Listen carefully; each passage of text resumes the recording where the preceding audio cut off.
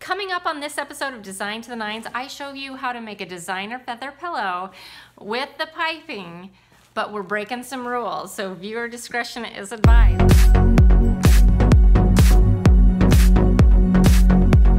Hi, I'm Natalie with DesignToTheNines.com, where if it has to do with the home, you're gonna find it here. I post weekly tutorials, so if you're interested in that, hit the subscribe button below and turn on the notifications.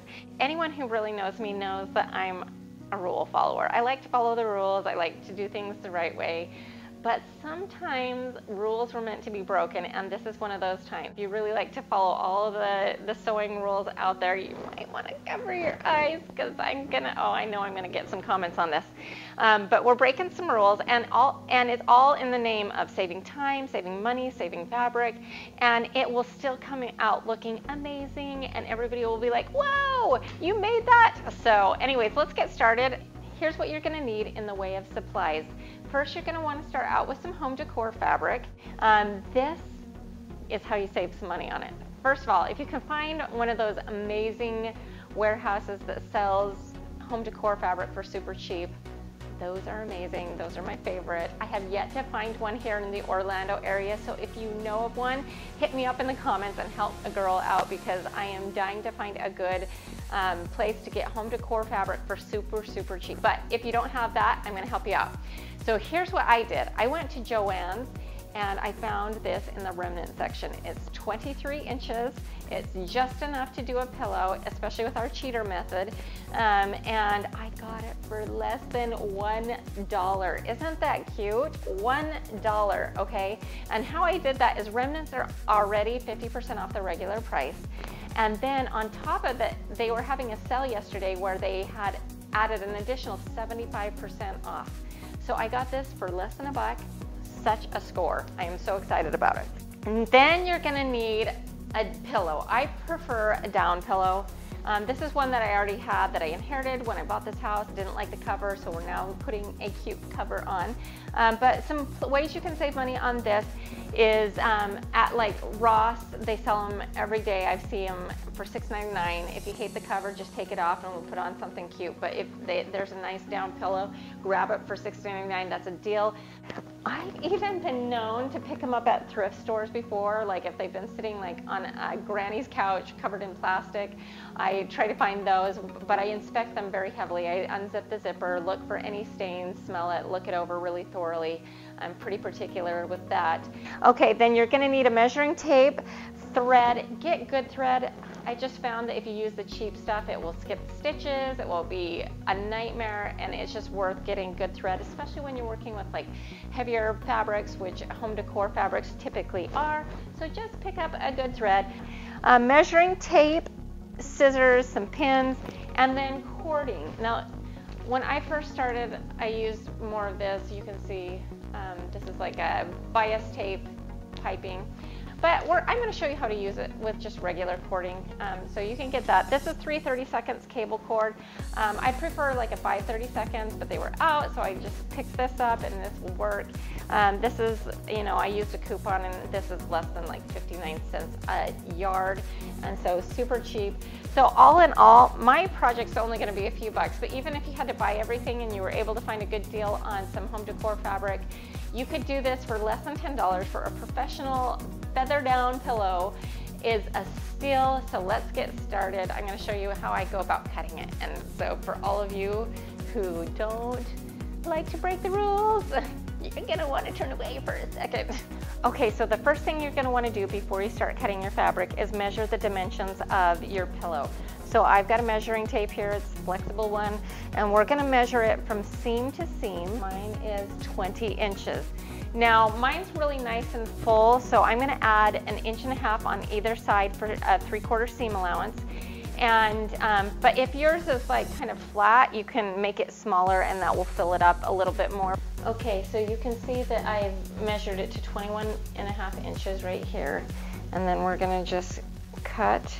Hopefully you have some nice cutting scissors. It makes all the difference. And then we'll just keep moving this down.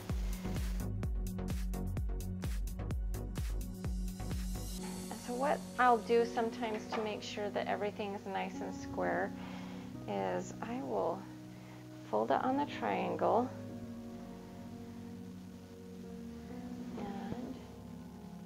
Use that as my cutting guide. This is our first square, and I'm going to use this as a pattern.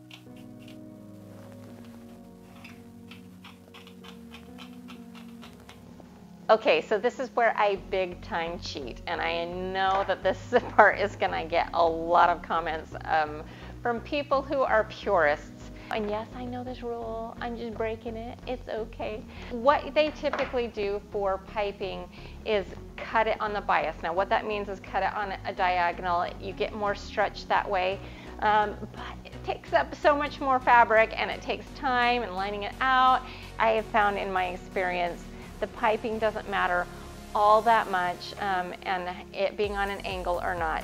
So what I am going to do is I'm going to make it from my scraps. I'm going to piecemeal it together, and honestly, you guys, it'll be fine. Trust me. Okay, so what we need is about 1.5 inches of fabric, and I fudge on this all the time, so I kind of eyeball it a lot of times. So we're going to make about 86 inches worth of piping, 20, 40, 60, 80, got that right. And then we're going to need some seam allowances in there, so I would, on the safe side, cut like 90, 92 inches worth of fabric in whatever direction you want. I mean, there's sometimes when it might matter a little bit, like with stripes or things like that, but more often than not, it really doesn't matter. So let's cut away.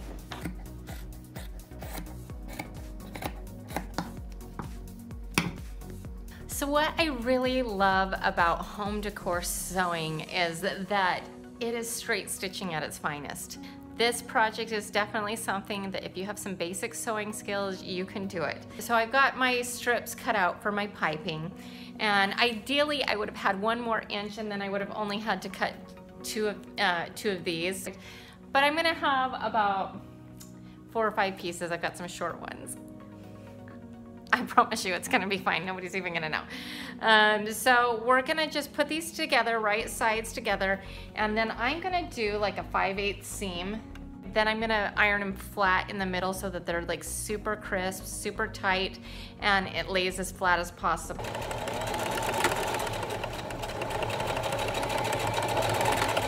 Okay, so I've ironed that flat in the center, and you can see, honestly, that doesn't look bad at all, does it? Okay, so that's our seam.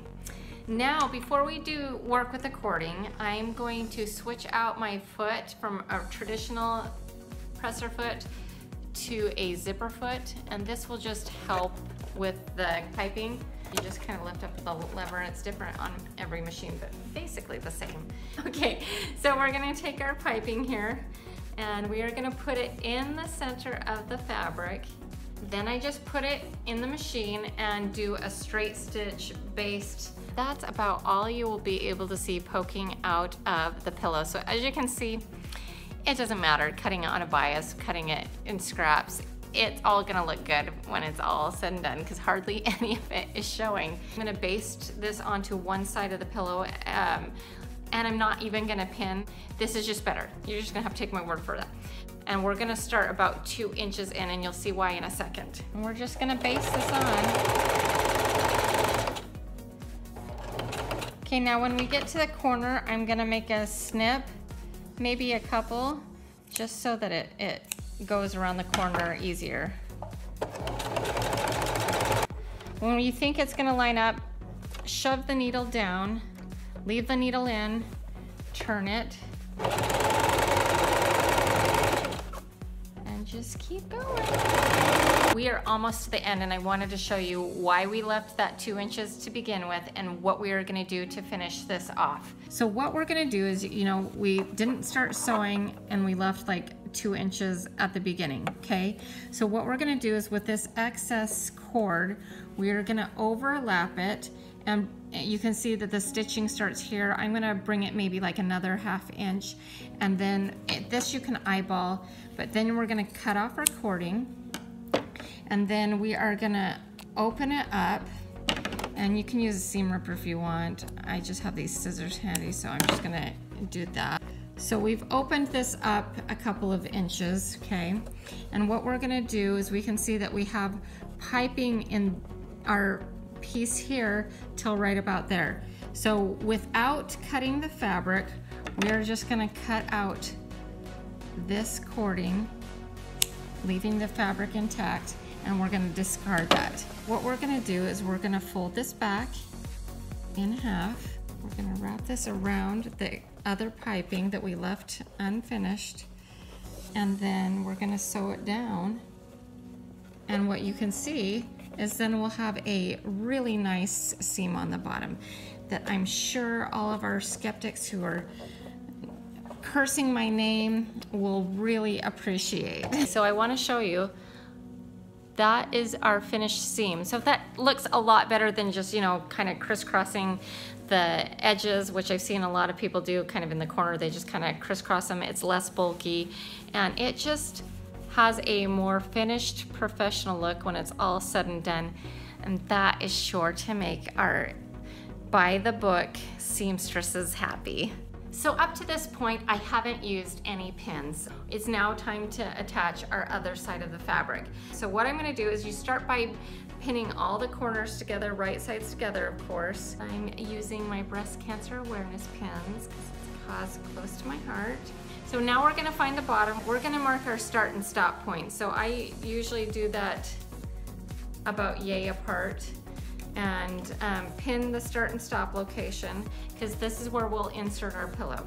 So I've got this all pinned up, ready to go, and we are gonna start sewing around the edges. Now this is where the zipper foot comes in real handy, because it has a little lip and it allows the piping to feed right underneath it really well. I'm gonna set this down a little bit since it's more of a finished stitch. I put it on a 3 because it's still kind of thick.